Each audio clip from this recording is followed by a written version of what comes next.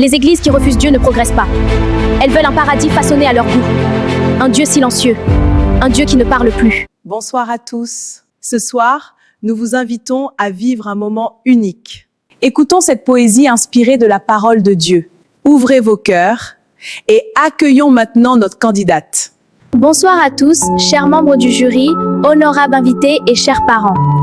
C'est avec un cœur rempli de respect que je me tiens devant vous aujourd'hui. Je ne suis qu'une jeune voix, mais une voix qui croit en la puissance de la parole, en la lumière de la vérité et en la beauté des messages qui élèvent les cœurs.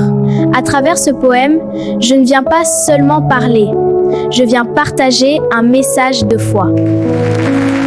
Merci de m'accorder votre écoute attentive.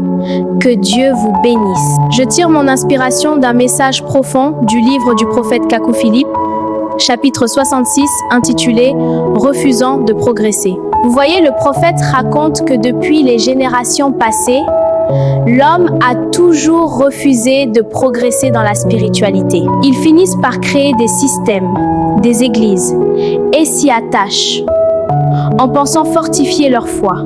Au lieu de chercher à progresser auprès du prophète vivant au milieu d'eux, ils préfèrent s'attacher à leurs habitudes, fermant leur cœur à l'appel du changement. Rien ne doit rester figé.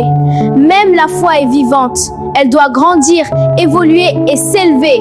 Tout ce que Dieu a créé est en progression constante. Les arbres, les rivières, les mers, les astres et tout l'univers suivent un cycle vivant d'évolution. Les églises qui refusent Dieu ne progressent pas. Elles veulent un paradis façonné à leur goût. Un Dieu silencieux. Un Dieu qui ne parle plus, afin de s'enfoncer librement dans le péché.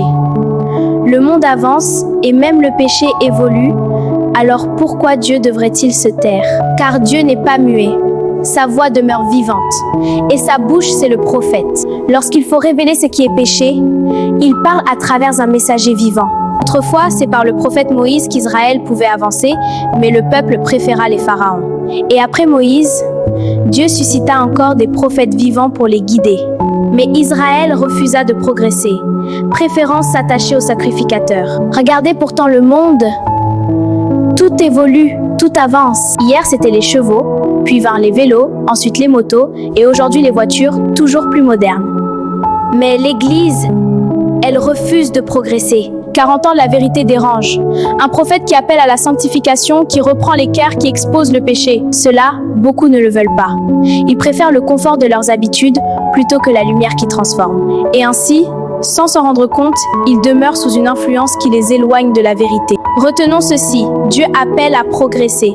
N'endurcissons pas nos cœurs face à sa voix, mais avançons en suivant le prophète vivant de notre temps. Je vous remercie. Poésie jeune fille, tu nous as vraiment inspiré. Donne-nous plus d'informations. Merci. Comme je l'ai dit précédemment, mon inspiration vient du livre du prophète Kakou Philippe.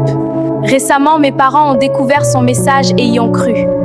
Ce prophète est différent, car son message appelle à une véritable transformation. Son livre est disponible sur Play Store et App Store.